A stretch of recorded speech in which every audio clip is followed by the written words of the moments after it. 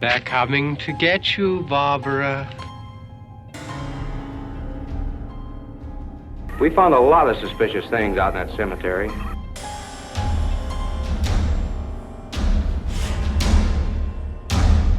Malignant demons who issue forth from their graves in the dead of night to attack their victims and drink the blood from their veins.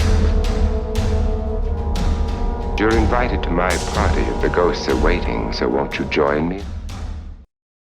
Welcome back, my cultists, to another Vagrant Fear Discussions. Today, I have with me J.K. Charles. She is a horror novelist from New England. Yep, we're venturing out onto the coast, my friends. This is what we're doing. So, without further ado, hello there. How are you doing this evening? I'm doing great. It's nice to meet you, David.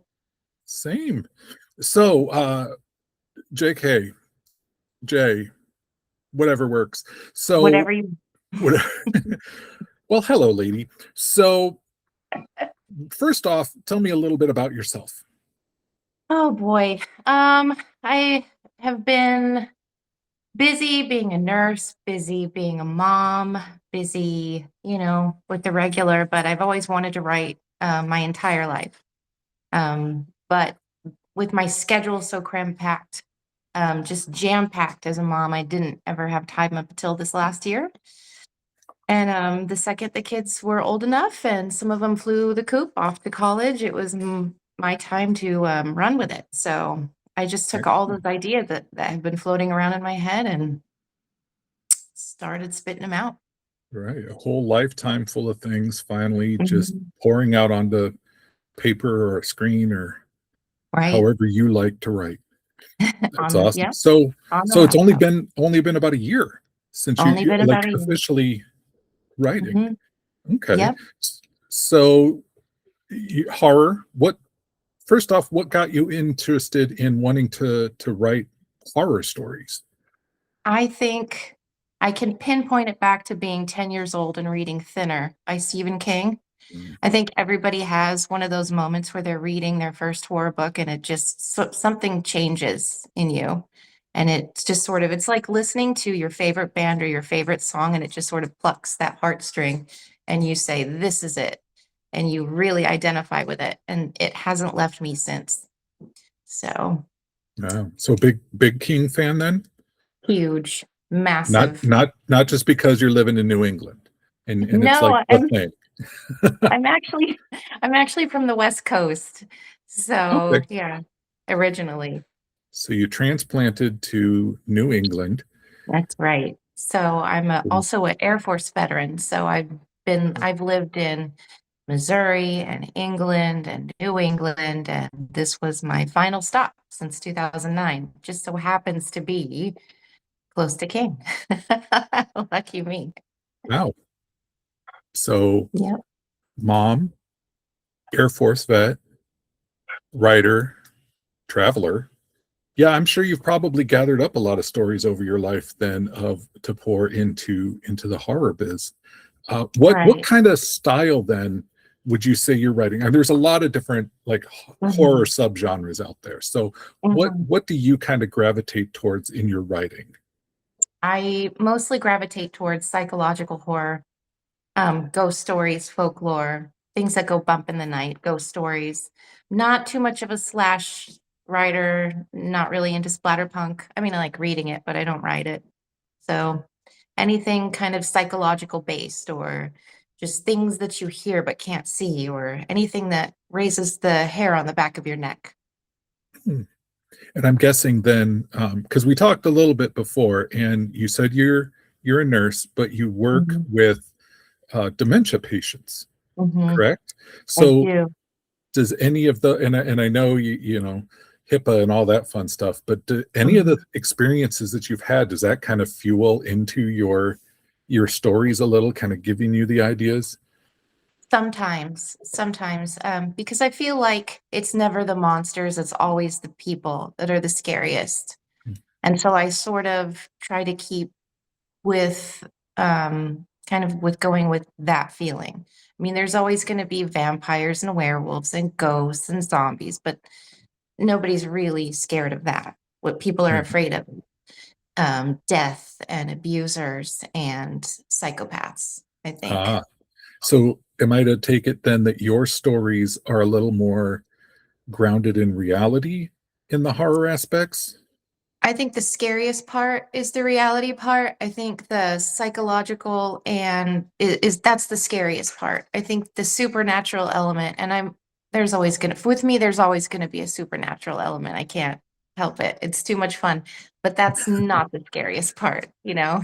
For me, it's never gonna Yeah. be the werewolves or the vampires that are scary. So Well, I mean, I find that true in a lot of the horror stories. If you can, you know, get some sort of basis that a watcher or a reader can tie to, that they can, uh, I guess, basically rationalize with and see parts of it in themselves, then that actually makes it. I think it makes the experience all that more entertaining and the fear a little more heightened if you mhm. think it can happen to you, Yeah. which is, Silence of the Lambs, things like that really kind of Yeah. stick with you. Yeah, So, for sure. so only for this past year, you said you've been writing. Mhm. So how many? I know. I think we talked a little prior. So you've done some short stories. Is that Yeah. correct? I got started Okay. on Vocal Media. So Vocal Media is it's an online platform, and basically anybody can go on there and submit stories, that it gets reviewed, and if they, choose it, they will publish it. So I have several up on there, and that was a really nice segue. That was really nice to get my feet wet. And then right now I'm part of a group called Broken Spine, which is it's kind of like a band, except instead of music, we write stories. And there's 12 of us. So this year, the theme is Echoes of the Forgotten, and that is based on folklore horror. So Nice.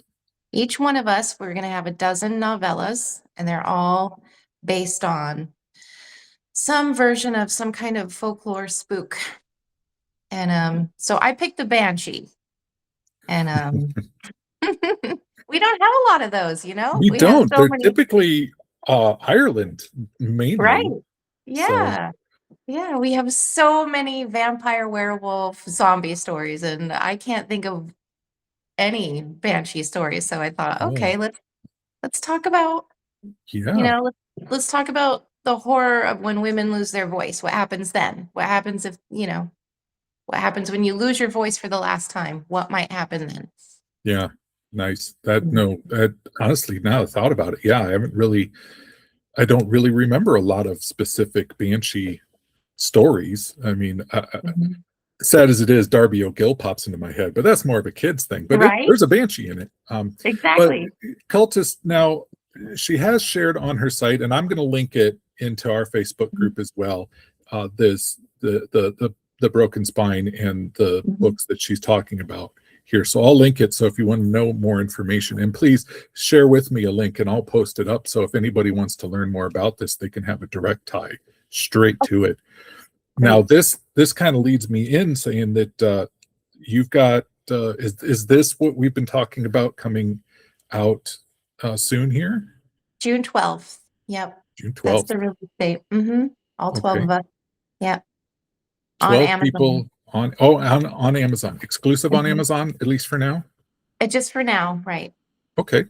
Perfect. Well, we'll get that up and running too, and we'll get hopefully all of my cultists out here will buy yours and the 11 other people's book Mhm. and go from there. I think that's actually pretty amazing. Yeah. So you kind of touched a little on it, and this is something that I've spoken with other people when you talked about the banshee on Mhm. what happens when a woman loses her voice, and things like that. It seems, Mhm. and I mean, I don't pick sides with anybody. I try to keep it neutral, but the woman empowering kind of, even though she's an evil banshee, kind of, well, maybe not evil, but a banshee.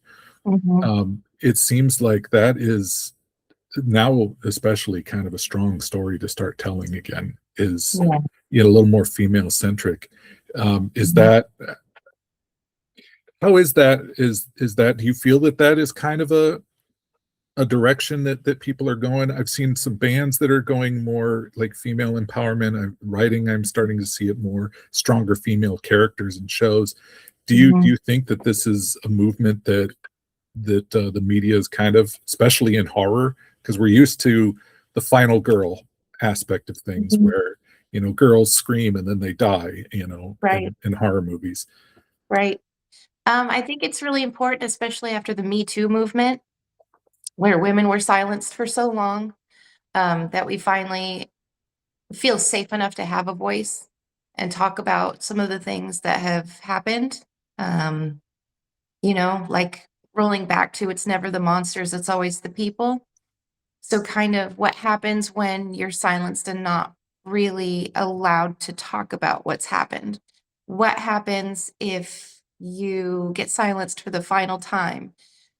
Uh, what might happen if you scream then? You know, it's kind of a modern spin on kind of a ghost slash zombie slash banshee. Now she's able to be like a siren of warning, you know, to the Right. next girl, kind of just a cautionary tale. I And I do like think, those. yeah, I think it's important now more than ever. I've never been a huge feminist, even though I'm a veteran and, you know, nurse. And I always like to think of a balance. I'm more, I don't want to put too much weight on male or female. I think it's all yin yang. We complement each other, Mhm. and there's things in between. We should all have a voice, but just for so long, especially with abused women who have been too afraid to even use their voice, you know, I feel like this is going to touch on something that a lot of women have gone through. And there's a trigger warning. It's pretty gnarly. Yeah. So Well, right no, off the jump. but that's good though. I mean, it sounds like the story, and folks, unfortunately, I haven't read this story yet, and I'm actually really kind of looking forward to it. Again, it's been a while since I've seen a banshee take center stage in any sort of monster flick or story or anything. But do you feel that writing like this, and it seems like, yes, on the surface you're going to have this banshee story, and like you said, cautionary tale, but do you, without spoiling a lot, have you kind of written in those undertones of kind of a social commentary and things like that in there too? Very much so. And that's, I think, the star of the show for me in this book. It's little details that if you would only know if you've lived it. I mean, a lot of women can speculate what it might be like. A lot of men can, you know, empathize, but unless you've actually been through it, you know, just to give sort, I mean, I'm going to do a live reading, I think, next week. So it just starts off with the woman before she, I don't want to give too much away, but she's combing through the carpet looking for the earrings that got knocked out of her head. It's a specific kind of horrific Easter egg hunt that Mm, only some people might really understand. And there's a lot of small details like that, that'll reach out and grab you. okay. Um, yeah, So just in kind of a, and I can't think of any better way to phrase it, so it's not maybe the best way to say it, but in a way, when people read it, there's going to be a select group, well, you know, probably mhm, mostly women, some men. There's going to be a mhm, select group that kind of, in a weird way, kind of get the inside joke that's going in. Like I said, mhm. I hesitate to use the word joke in this, but I can't think of a better analogy. I think Um, it's perfect because when you're trying to do cleanup after a situation like that, for a lot of them, you start rolling with the jokes to take the pressure off. So a lot of these people end up with a really sharp sense of humor just because that was their coping mechanism. And so for a lot of people where this kind of situation is fresh, that's why I have that trigger warning. You should not read it. You're not ready yet.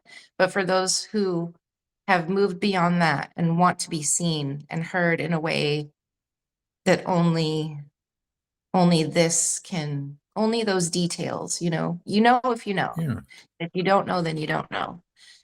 yeah, So, but in the end, they win. yeah. Always. Always. So that, Yeah. yeah, and this is why I like doing these, because sometimes questions and things that people say will lead me down into different paths of Mhm. ideas. And I like this conversation that we're having. Mhm. You said you read Thinner when you were 10. Is that right? And yep, So, and that's you've right. been reading horror basically your entire life, more Right. or less. Mhm. So do you feel that the more successful stories that you've read have those tie-ins? Do you think people that really do that horror? I guess what I'm trying to say is that horror, even though yeah, it is a thing, horror can be used in sort of a cathartic way to kind It, of, whether it be in the stories or films that you Mhm. watch. It's massively cathartic. And I think people have done studies on that, how watching something that, even if it's just a jump scare or, I mean, it's just a pressure release. It's a way to get captivated, feel adrenaline, feel a release, and then let it go. And you really can't do that in any other way, in any other genre. And it's I don't want to say it's healing, but it certainly is validating, you know? Yeah, kind of helps get it out in a sort of a safe space. I mean, you could Hmm. read, like somebody could read into your Banshee story, and really they could be feeling it. They could understand because maybe they've gone through something similar. But Hmm. if it's too much, they can always close the book and put it Hmm. down next to them, and then they're not, that they're out of that Hmm. element again. So if it gets too much, they can put it aside. Unlike perhaps in those situations when they can't. So Hmm. that's, I think that's what I've always said is people have told me, it's like, well, I don't like horror. I don't like to be scared. I don't like that. But the fact Hmm. that you can do it in your own safe space Hmm. and feel all of that, but then as I like to say, when the lights are back on, you're safe. You may have gone through all this fear and this anguish and every emotion that you've been feeling, but when it's done, you're okay. Hmm. So, and I think a lot of the successful ones, and it's sounding like the story that I'll be honest, I'm probably not going to get all the inside stuff. I'll just be there. And maybe that's good for me that I'm not going to get it. It's a good thing. But it sounds like something that you could really get sucked into, but Hmm. then when you're done, you're like, wow. And then, but you're okay. And I think Right. And that's why. you can always put an episode of Seinfeld on afterward and lighten the mood, but you'll still feel better afterwards, Got Yeah. that balloon popped. Yeah. Kind of enjoying Hmm. the ride. You get scared, but you come through and you're good. That's right. Unless you're one of those people that immediately get back into line and go right back through it again. I do And know people like that. some of us are that way. Yeah. So, okay. So outside of the writing, Uh-huh. obviously like you said, you've been a horror fan for a while. So Mhm. what other aspects of horror really kind of do you gravitate towards? Are you a haunted house kind of girl? Are you, you write psychological? Do you like Mhm. the mind trips that you can go on with things? Or are you a jump scare? Do you like Um, that? Geez, D, all of the above, all of it, every single piece of it. I'm obsessed. It's not a sickness, but it's close. I love haunted houses. Who doesn't love a haunted house? Well, I mean, I'm sure somebody doesn't, but that's not, I can't empathize with them.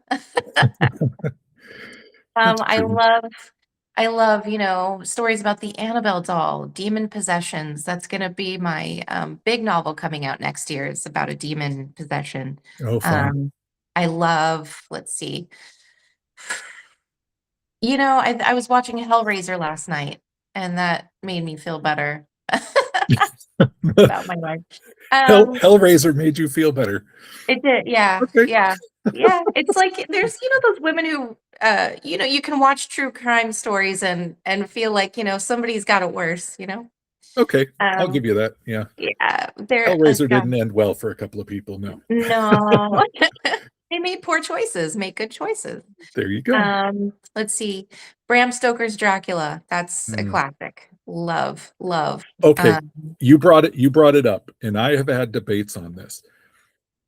I want your opinion. Bram okay. Stoker's Dracula, What kind of genre do you think that book is? What do you take it as? Oh, I'm gonna have to go with classic, just classic, pure, old fashioned. There's nothing more pure, I think, than Bram Stoker's Dracula. I mean, it's gory, but at the same time, no, I mean, it's kind of an amalgam of everything. I think it's basically where everything else was birthed from. I think it's the origin story. Okay. I've always kind of taken it, yes, it's a horror element with the vampire and everything like that, but I've always taken it more as a romance in a Oh, way. it's deeply romantic. It's Yeah, tragically romantic. 400 years, I think, he waited for her to come back. yeah, and Mhm. that's patience.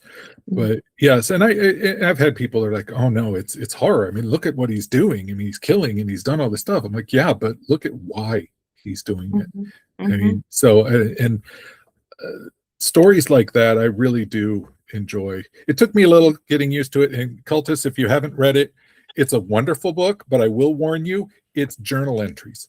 So it's going to take a little bit to get used to that. It's not Mhm. your regular narrative style. Um, Mhm. but once you get into it, yeah, it is incredibly good. But Right. yeah, I like the blending of it. And he wasn't the reason I am infatuated with vampires, but that was pretty darn close. So, but What yeah, what's the reason? the What's your reason, what's oh, your favorite vampire story? well, my favorite vampire story is the Dracula tale. Mhm. Um, in a lot of different retellings of it over the years, I've seen a lot of really good, like slight reimaginings of him, Mhm. both in books and in film. But for me, and whew, boys, guys, this is going to date me here on this one though. Um, when I was young, I watched a show at home with my parents that was called Cliffhangers, and it was a for those of you who know what a movie serial is, just a short video that they're a short movie, little stories that they would play in front of movies back in the very early days. This show was that it was three separate stories in an hour's time that was constantly just chapter after chapter every week. Well, one of them was Dracula, and it was all about him, and for some reason the savviness, the suaveness of him, the power of him in that. And I was in third grade at the time, and I Mhm. was raptured by the personality that this character exuded, and Mhm. that's what really kind of enraptured me. I'm like, this guy he's creepy, Mhm.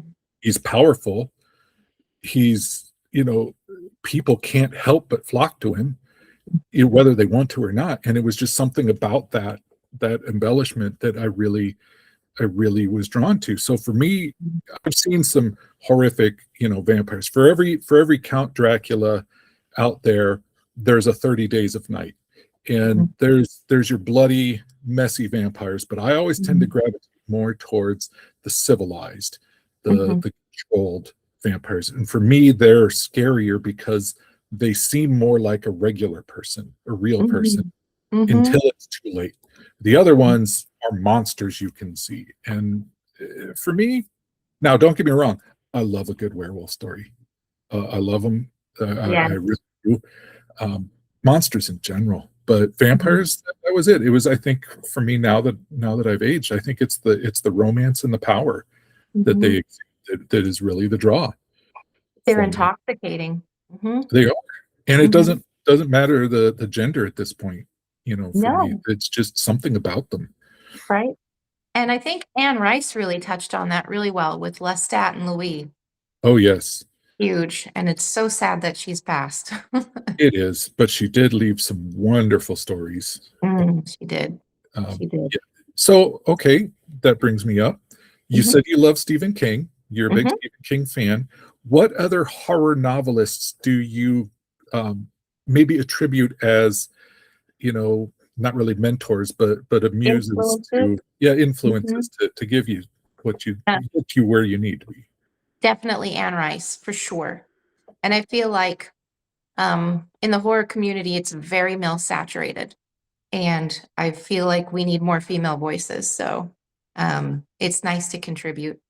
I feel like we definitely need more Anne Rices in our genre. And let's see who else. Love Paul Tremblay, Head Full of Ghosts. That was a wild trip. Gosh, who else do I read? So many going through my head right now. I can't pick just one. Too many good ones. So I have I have 1,000 in my head right now. Grady Hendrix, Jim Donahue, Angel Sanchez. He's part of my group. Okay. He writes really great horror. I mean, Thomas Stewart. I mean, I should probably just name off some of all of them. Tiffany Royster, Sanjay Das, Petey Oliva. He's incredible. Matthew Hollis Damon nails it every time. Cricket Pendelman, Shaylin Ryan, she's new. Thomas Stewart, Terry Palmer, Michael Orr, he's new, but he's great. Angel and Darcy Morin, that's the 12 of us in Broken Spine. And I think it's nice to be it feels like a band. It feels like, I'm a musician too, so it's definitely like being in a band, and this one's the drummer, and this one plays, piano, and this one's on the bass. It's everybody has their own little niche, and it's really nice to be Now, part of. are they all local with you, or are they scattered across? Definitely scattered. I think Angel might be the closest to me. I think he's in Mass. We're in New England. But there's Matt's in New York. We've got some in Oklahoma. We've got some in Texas. We're just kind of a scattered hot mess everywhere. I wish we were closer, but we talk every day, so that's nice. Well, that's good. You at least have that communication going. The love of the internet can get you, if you can't physically be close, there you are. So, but no, that's really, it's great okay, where did Broken Spine, how did that originate then? If you were all scattered across, where did that come from? None of us can quite pinpoint exactly. I think we all belong to a lot of the same pages, like the Haunted Minds Book Club, and we all have so many joint friends, so all of our stuff is popping up all over the place. I just remember seeing this post from Tiffany, anybody want to contribute? And I was like, I'll do it. I've got a great idea. And she was like, done. So then I think we started out as 14 and now we're down to 12, but we all just sort of filtered in as we saw that post. It just kind of like fate. You were all drawn together by some sort of otherworldly pull. Yes. Well, Yeah. that works. And now you all have a book coming out together next month. That's right. Yep. That is amazing. Well, you definitely have a variety of tales, I can tell, just coming out from all of the things that you've done.